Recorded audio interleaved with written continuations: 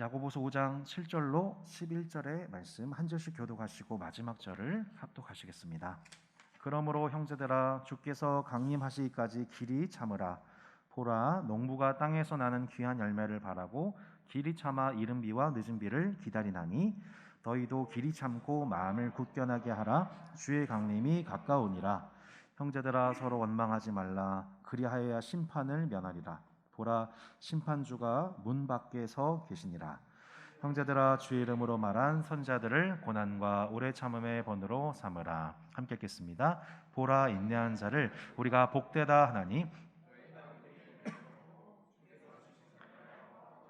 주는 가장 자비하시고 긍휼히 여기시는 이시니라. 아멘.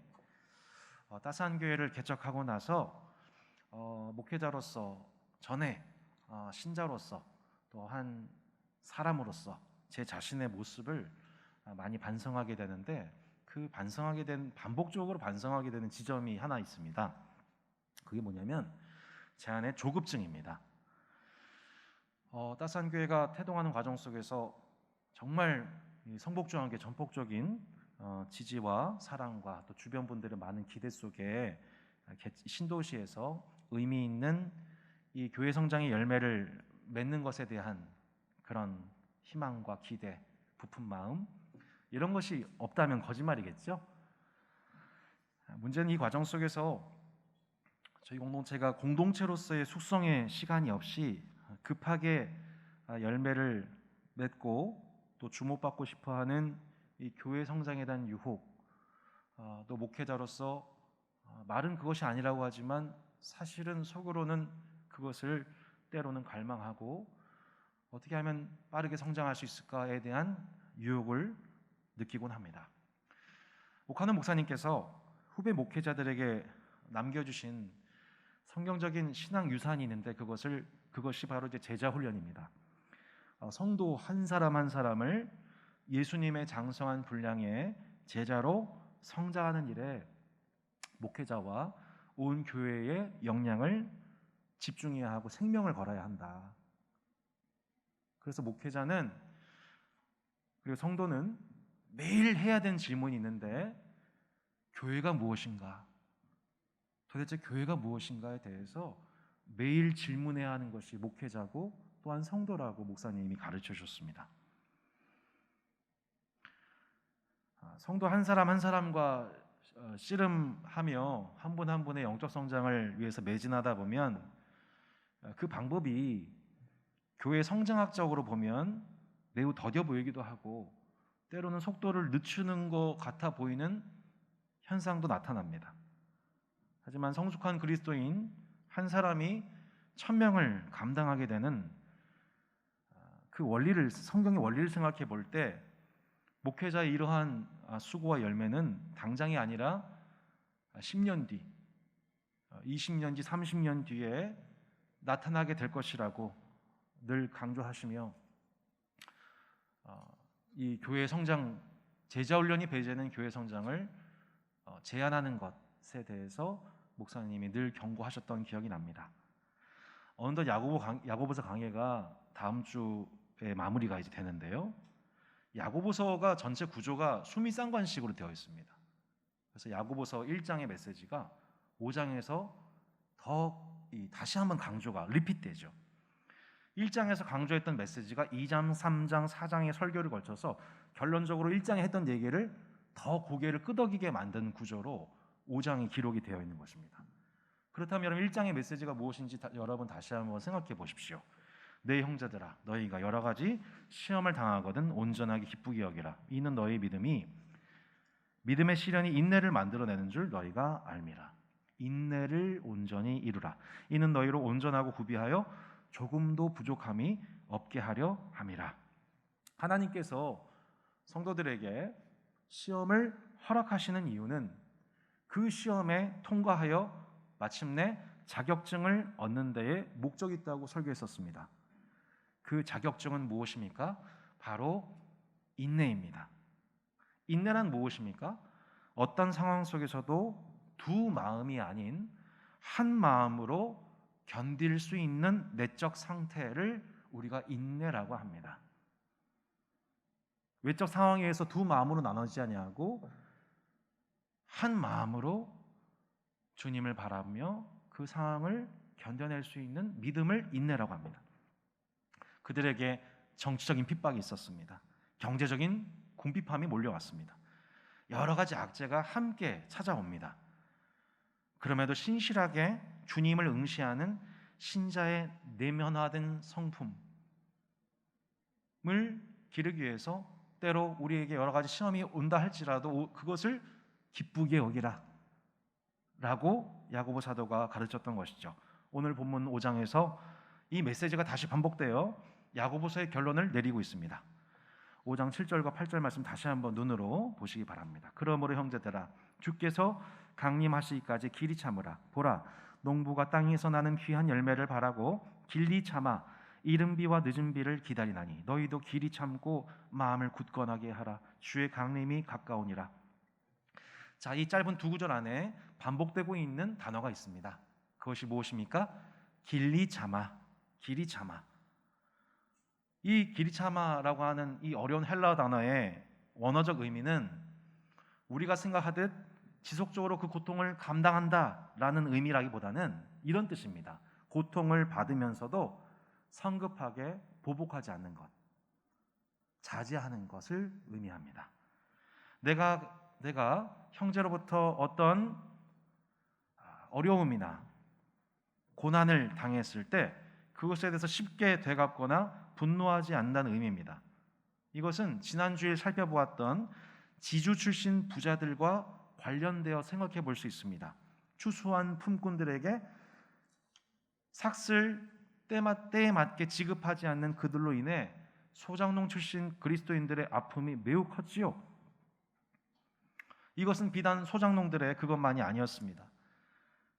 다양한 형태의 고난들이 지속되는 일들을 겪는 하나님의 자녀들이 가장 많이 겪는 실수, 고난이 찾아올 때 성도로서 가장 많이 우리가 범하는 실수가 뭐냐면 고난의 의미에 대해서 너무 쉽고 너무 빨리 정의를 내리는 것, 이것입니다. 우리에게 고난이 찾아온 순간 여러분에게 어떤 고난이 찾아왔어요. 그럼 당장 우린 본능적으로 어떤 생각을 하냐면 내가 하나님 앞에 무슨 죄를 졌나? 그래서 하나님이 내게 고난을 주시나? 라고 가장 먼저 본능적으로 생각하죠. 동시에 형제가 고난을 당하잖아요. 그러면 또 동시에 가장 먼저 저 형제가 하나님 앞에 벌을 받는구나 쉽게 해석하기도 합니다. 오늘 본문 11절에서 야고보 사도가 고난 속에 인내한 자의 모델로 누구를 언급하고 있습니까? 바로 욥을 언급하고 있습니다. 여러분 욥기를 읽어보셨나요? 네, 욥기 정말 엽기적인 책이 아닐 수가 없습니다. 그죠? 욥이 무슨 잘못이 있어서 고난당하는 게 아니에요. 하나님께서 사탄 앞에서 욥의 의로움을 칭찬하셨어요. 그랬더니 사탄이 하나님께 시비를 거는 거예요. 욥이 까닭 없이 하나님을 경외하겠어요? 하나님 당신이 무슨 축복을 주시니까 욥이 하나님 섬기는 거지 그 축복만 없어 봐요. 욥이 하나님을 당신을 섬기나. 이런 식으로 하나님이 창조하신 인간 존재에 대해서 근본적인 부정을 하기 시작한 거예요, 사탄이. 그리하여서 마침내 하나님과 사탄 사이에 전 우주적인 내기가 이루어지게 됩니다. 하나님과 사탄 사이의 전 우주적인 내기가 무엇입니까? 인간은 그에게 주어지는 축복 없이도 과연 하나님을 사랑할 수 있는가? 이게 욥기의 매우 큰 주제입니다. 사탄은 하나님의 허락 가운데 욥의 생명을 제어하고 욥의 자녀, 욥의 소유, 욥의 건강 차례대로 빼앗아 갑니다. 소유가 날아가고 자녀들이 죽는 가운데 자기 몸에도 욕창이 나서 기와장으로 박박박박 긁고 있는데 아내가 또 잔소리를 하며 박박 욥을 긁습니다. 차라리 하나님을 저주하고 죽어버려라. 그때 욥이 뭐라고 고백합니까? 범죄하지 않고 하나님을 원망하지 않으며 주신 이도 하나님이시고 거두신 이도 하나님이시니 다만 여호와께 찬송 드릴 뿐이다라고 고백합니다. 이렇게 자신의 이해하지 못할 고난 속에서 그 속에서 잠잠히 하나님을 바라보고 있는데 이때 욥의 세 친구들이 그를 방문한 거예요.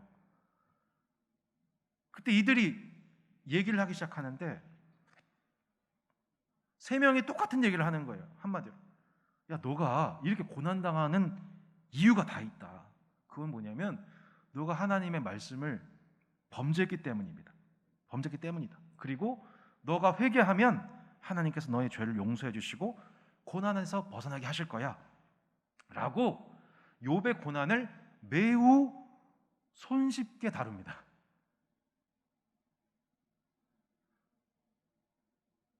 그들이 이렇게 말하는 근거가 무엇인가? 신명기 말씀에 나와 있는 현상이기 때문이에요.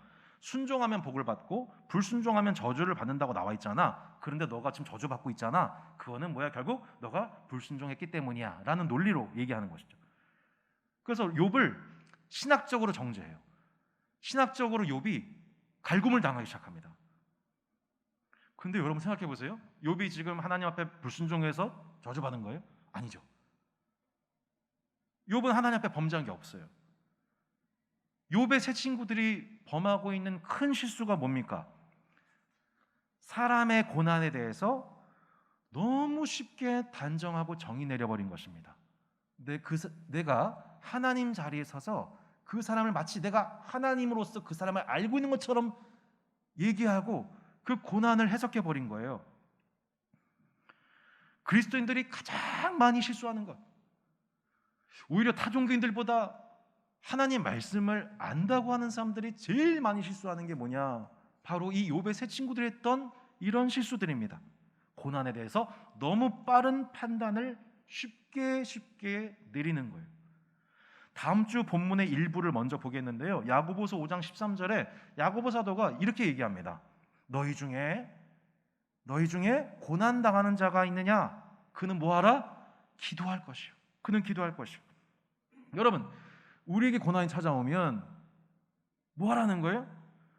상황에 대해서 분별할 수 있도록 기도하라는 거예요. 다른 말로 침묵하라는 거예요. 근데 대부분 우리는 고난이 찾아오면, 저도 그랬어요. 저도 처음 예수님 믿고 첫사랑의 감격 속에 신앙생활을 하다가 예상치도 않게 하나님의 사람으로서 첫 번째 고난을 경험하게 된 거예요. 그때 전 하나님이 저를 버리신 줄 알았어요. 내가 종교에 잠깐 빠졌다가 미쳐 있다가 지금 정신이 깨어난 줄 알았어요. 그 정도로 첫사랑의 감격도 컸지만 시험에 대한 그런 것도, 이 결과도 너무 후폭풍이 거세서 그 힘겨운 마음들을 가지고 사람들에게 가서 막 하소연합니다. 위로받고 싶은 거죠. 자신의 정당함을 찾고 싶은 거죠. 근데 전혀 하나님은 그런 제 모습을 대꾸도 안 하십니다. 상황을 아무리 곰곰이 살펴봐도 아무런 답을 찾을 수가 없어요. 오히려 상황만 보면 이상한 해석을 자꾸 하게 됩니다.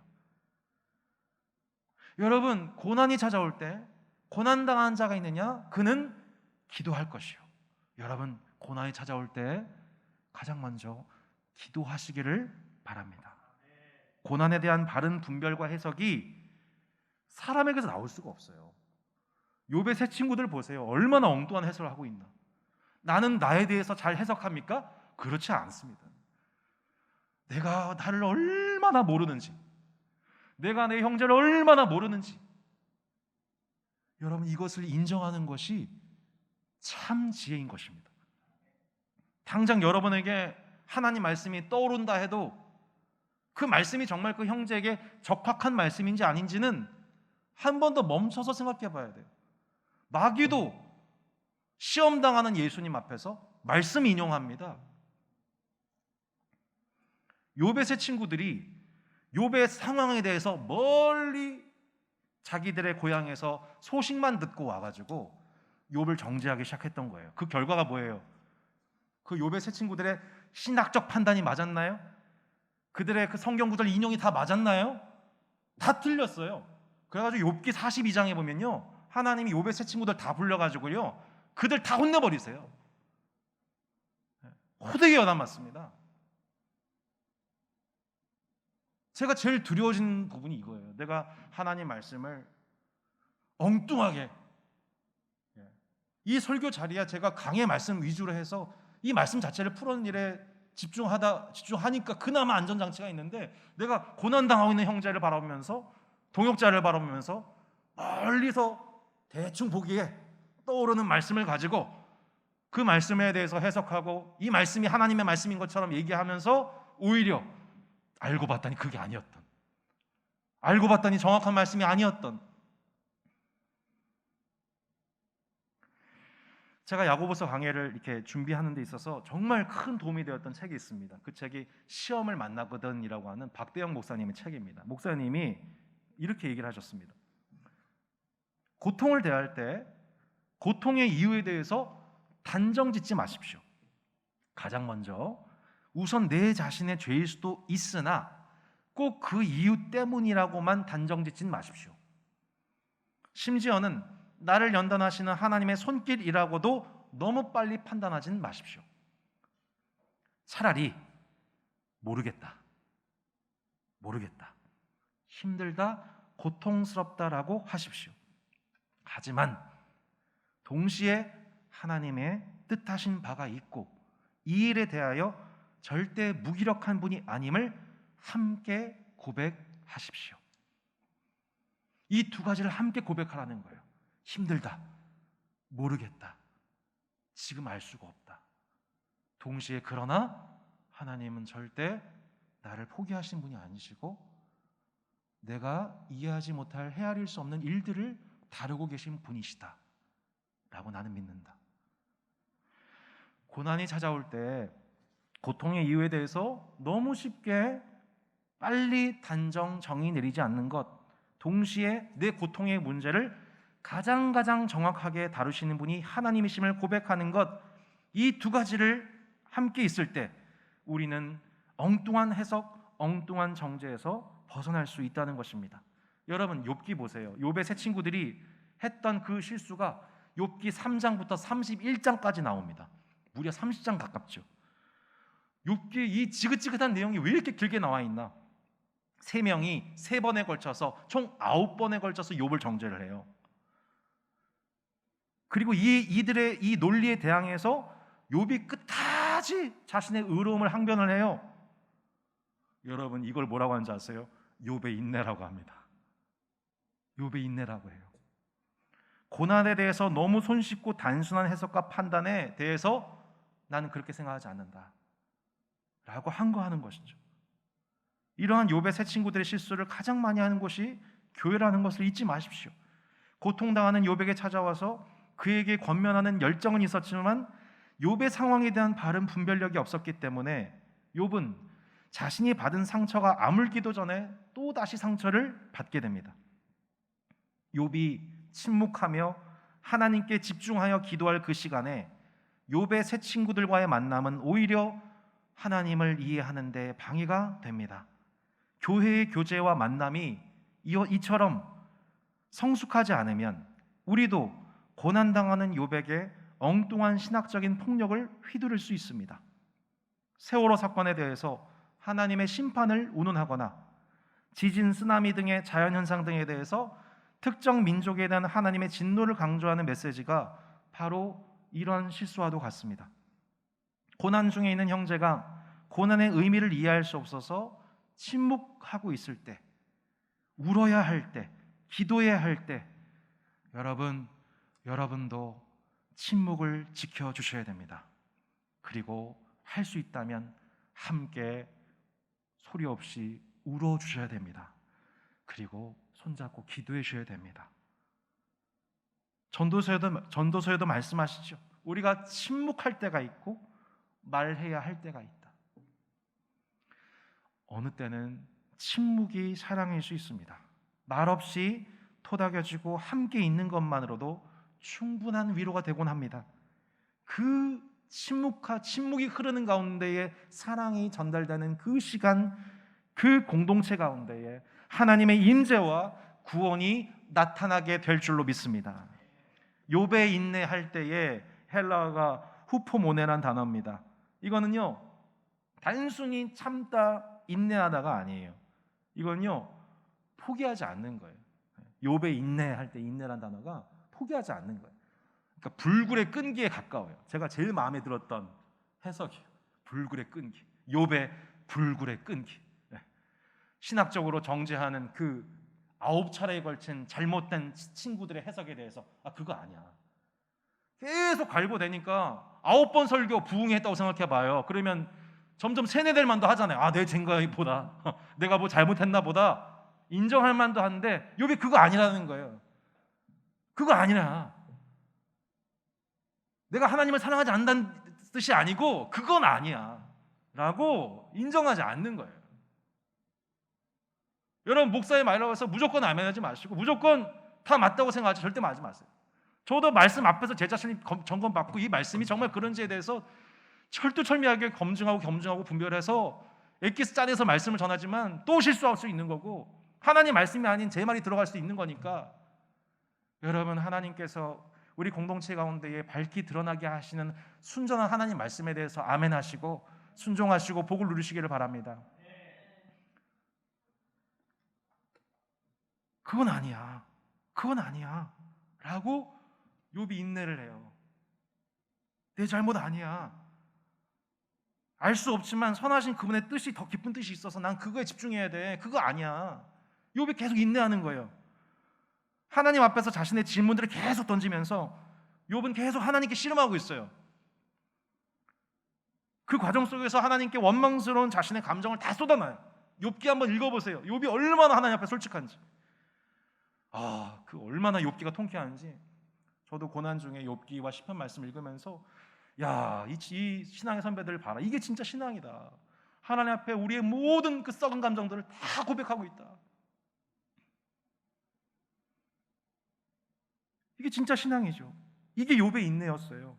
하나님 앞에 하소연을 하고 심정을 토해내는 모든 것이 인내였어요. 주 안에 사랑하는 성도 여러분, 시험과 고난 중에서 우리가 욥의 인내로서 살아간다고 하는 것은 참자 좀. 참으면 결국 복 받게 돼 있어. 좋은 날이 올 거야. 쨍하고 했던 날 좋은 날이 올 거야라는 그런 얘기가 아니에요. 불굴의 투지를 가지고 하나님 앞에서 이 근본적인 이 세상과 악에 관한 문제를 하나님과 사단 사이에 일어난 내기 문제에 대해서 내가 피조물로서 하나님의 자녀로서 심도 있게 묵상하고 고민하면서 하나님 앞에서 이 고민을 풀어가는 거예요. 7절을 한번 읽어보도록 하겠습니다. 그러므로 형제들아 주께서 강림하시기까지 길이 참으라. 보라 농부가 땅에서 나는 귀한 열매를 바라고 길이 참아 이른 비와 늦은 비를 기다리나니. 야고보 사도가 인내의 과정에 대해서 얘기하기를 비유를 하는데 농부가 땅에서 나는 귀한 열매를 바라고 이른 비와 늦은 비를 기다린 것과 같다고 비유합니다. 팔레스타인 땅에서 이른 비는 10월 중순에서 12월 중순에 내리는 비라고 합니다. 씨를 파종하기 위해서 땅을 준비시키고 일단 씨가 뿌려지면 싹이 트도록 돕는 비가 이른 비. 늦은 비는 뭐냐? 3, 4월에 늦은 비. 이 비는 알곡을 부풀어 오게 하고 알매가 꽉 찬 좋은 곡식이 되게 하는 비. 이른 비와 늦은 비가 필요합니다. 농부 입장에서 이른 비와 늦은 비가 때에 맞게 내리지 않으면 농부가 아무리 열심히 농사해도 열매를 거둘 수가 없는 거예요. 저도 제 아내와 결혼하면서 이거를 알게 됐어요. 저희 장인께서 농부시기 때문에 해마다 이 씨 뿌리는 그 봄 계절 혹은 이 수확을 거두기는 계절이 되면 장인께서 엄청 예민해 주시는 거예요. 엄청 예민해 주시는 거예요. 그래서 집에도 오지 말아라. 셋째 사이 오지도 말아라. 도움도 안 돼요. 전 40년 동안 도시 살아가지고 가면 먹기만 하고 아무 도움이 안 돼요. 그래서 첫째, 둘째는 말고 셋째는 오지 말아라. 이렇게 그런 눈빛이세요. 하여튼 제가 무슨 얘기하는 건지 모르겠는데 중요한 건 뭐냐면 농부는 그 계속 예민할 수밖에 없는 게 자기가 아무리 이거를 읽어도 결국 하늘에서 때에 맞게 비가 적절하게 내리지 않으면 그리고 여름마다 태풍이 오는데 그 태풍이 조금 비껴나는 그 인간의 힘으로 할 수 없는 그 부분이 해소가 안 되면 얼마나 예민하겠어요, 농부가. 그러니까 그 이른 비와 늦은 비가 내려지는 그 과정 속에서 마침내 그 모든 인내 과정을 뚫고 곡식을 거두게 되었을 때 농부는 자신의 수고에 영광을 돌릴 수가 없어요. 그죠?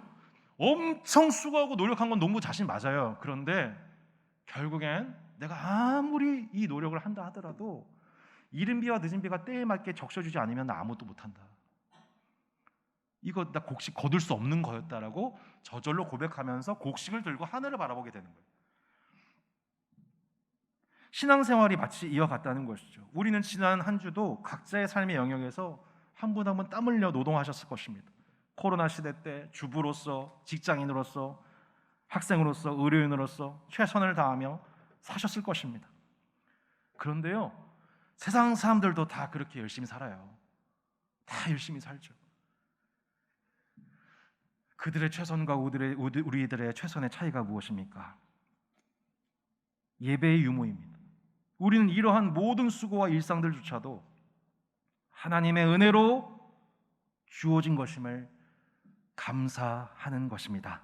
최선을 다해 씨 뿌리고 김 맺지만 결국 하늘의 은혜, 이른 비와 늦은 비가 내려주지 않으시면 아무 소용이 없다는 것을 농부는 잘 알고 있는 것이죠. 그 은혜를 의지하는 사람, 이른 비와 늦은 비를 기다리는 사람은 넉넉히 하늘만 바라보고 있는 것이 아니고 주어진 땅에서 수고하며 최선의 노력을 다하게 되는 것입니다. 그리고 마침내 농부 스스로의 힘으로 얻을 수 없었던 열매가 땅에서 맺혀질 때에 가장 먼저 자신이 아니라 그 열매를 맺게 해주신 하늘의 은혜에 온전한 영광을 돌리게 되는 것입니다. 저는 저와 여러분이 올 한 해 온전한 영광을, 농부의 수고 속에서도 온전한 영광을, 이른 비와 늦은 비를 허락하신 하늘 아버지께 그 온전한 영광을 돌리는 복된 농부들이 되시기를 축복합니다. 우리가 그러한 불굴의 투지로서 우리에게 주어진 고난을 해석하는 그 일을 게을리할 때 나타나는 전형적인 태도가 구절에서 나옵니다. 형제들아 서로 원망하지 말라. 같이 한번 읽어보실까요? 형제들아 서로 원망하지 말라. 그리하여야 심판을 면하리라. 보라 심판주가 문 밖에서 계시니라. 자, 원망이란 무엇입니까? 왜 우리가 원망을 해요? 원망은 뭐의 증거냐? 내가 지금 인내하지 못하고 있다고 하는 증거입니다. 내가 지금 인내하지 못하고 있다는 그 외면적 증거가 원망이에요. 고난에 대해서 고난이 오면 우리는 기도해야 됩니다. 침묵해야 돼요. 그런데 기도하지 않고 침묵하지 않으니 결국 그 상황 속에서 그 상황에 원망하고 그 상황을 하나님이 직접적으로 주신 것처럼 원망하고 또 애꿎게도 형제를 원망합니다. 출애굽한 이스라엘 백성들이 그랬죠. 하나님을 원망하고 출애굽 자체에 대해서 원망했습니다. 구원받은 것 자체도 원망했어요. 놀랍게도. 왜 애굽에서 살던 거 그냥 그대로 두지? 왜 우리를 광야에서 불러내가지고 이 고생시키냐 이거죠. 그러면서 그들을 출애굽시킨 지도자 모세에 대해서도 원망합니다. 그 일이 반복되었을 때 결국 광야에서 저들은 심판을 받게 됩니다. 하나님이 시험을 통과할 수 있는 기회를 주셨지만 42년 동안 그들은 광야에서 같은 코스를 반복하여 돌고 출애굽한 모든 1세대들은 다 광야에서 죽게 됩니다. 생각해 보십시오. 광야에서 시험 당하는 동안 그들에게 하루도 빠짐없이 만나와 메추라기가 내렸습니다. 광야에서조차 그들에게 먹고 사는 문제는 본질이 아니었던 것입니다.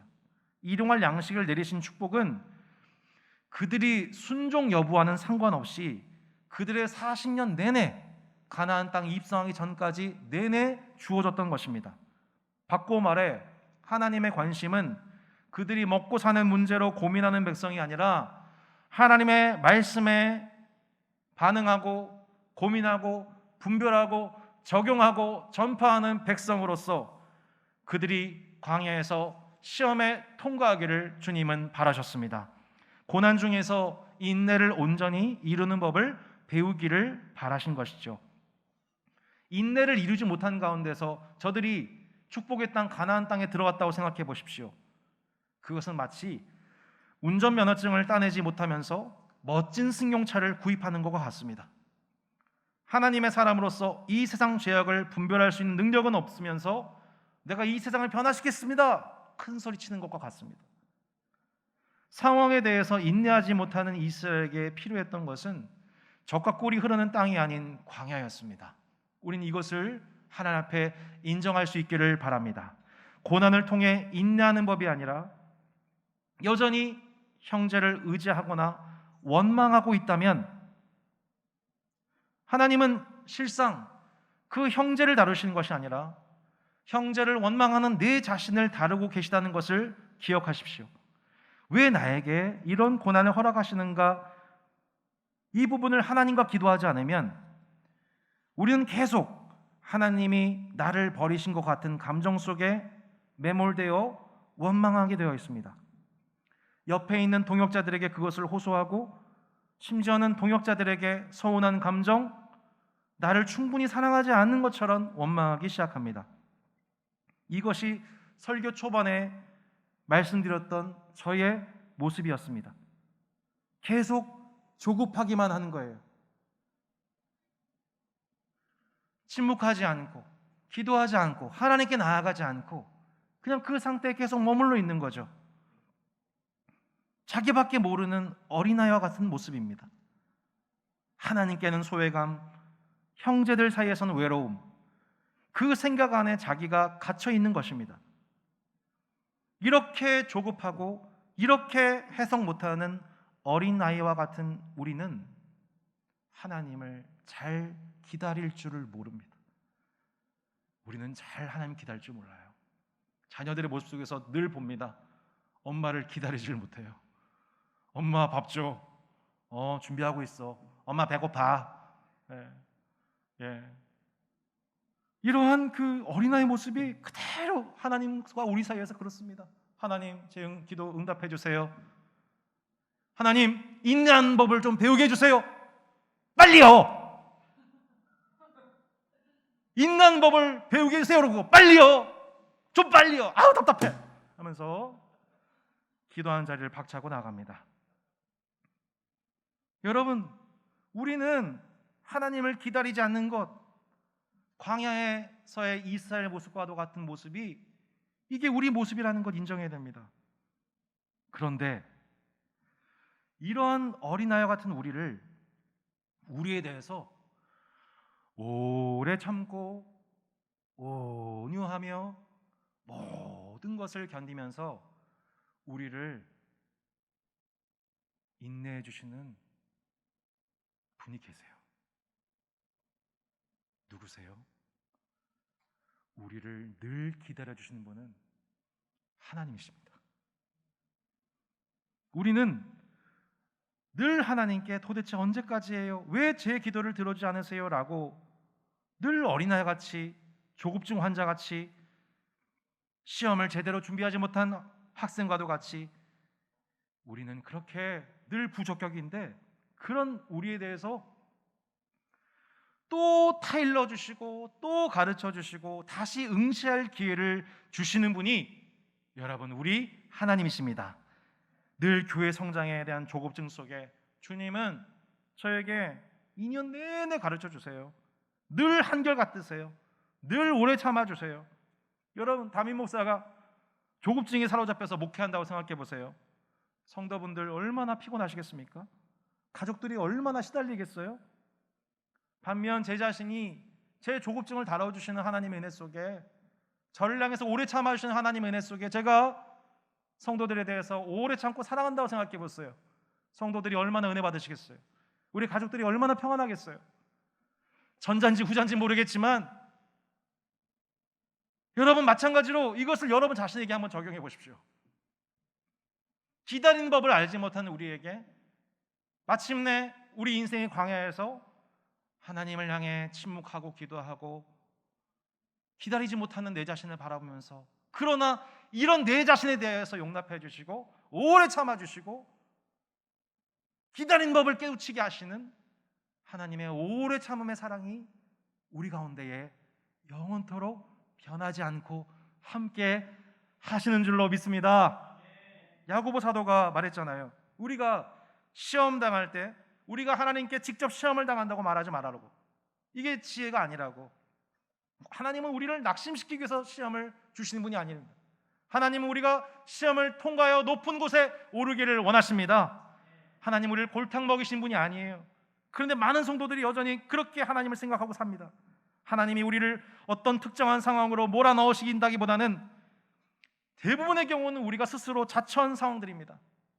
그런데 우리가 자처한 상황들까지도 그곳에까지도 하나님은 그것을 활용하여 선을 이루어 주시는 분이신 것이죠. 요나가 하나님의 뜻에 항명해서 다시스로 도망을 가니까 다시스행 배 깊은 곳에 들어가 잠자고 있잖아요. 그 요나를 흔들어 깨우시는 거죠.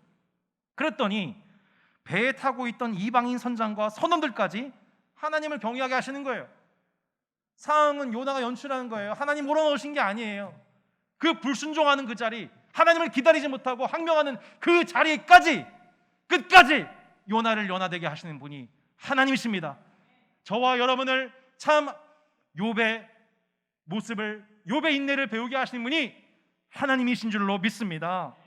우리는 다 양 같아서 그릇 행하여 각기 제갈 길 가는 거예요. 그게 양의 모습인 거예요.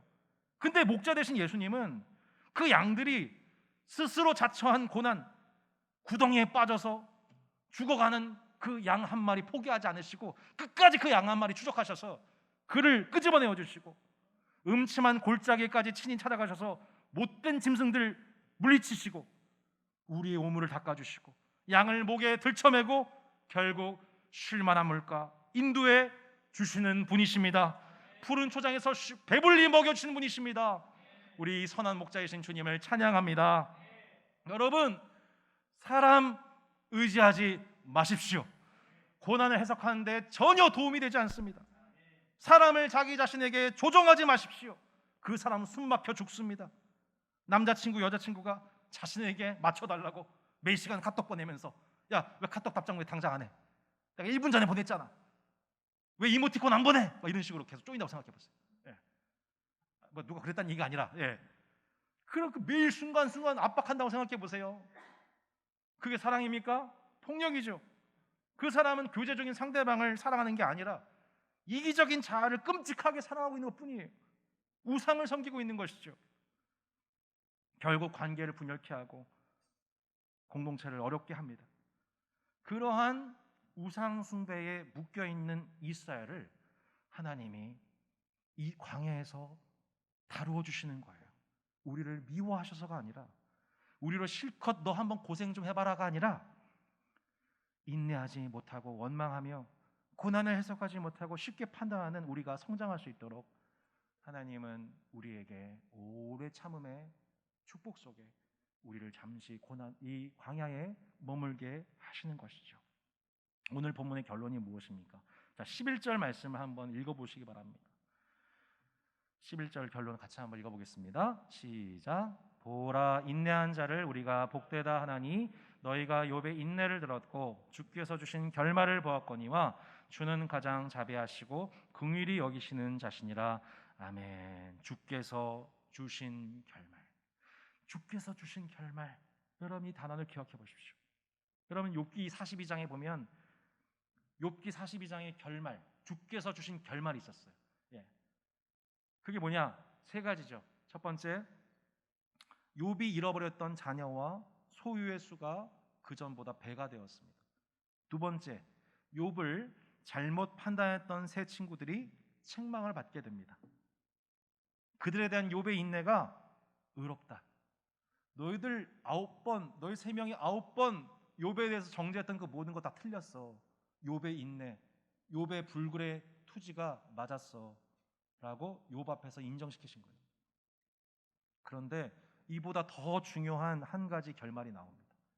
욥이 그 고난, 해석할 수 없는 고난을 경험했던 욥이 마침내 하나님 앞에서 이 고백을 올려드립니다.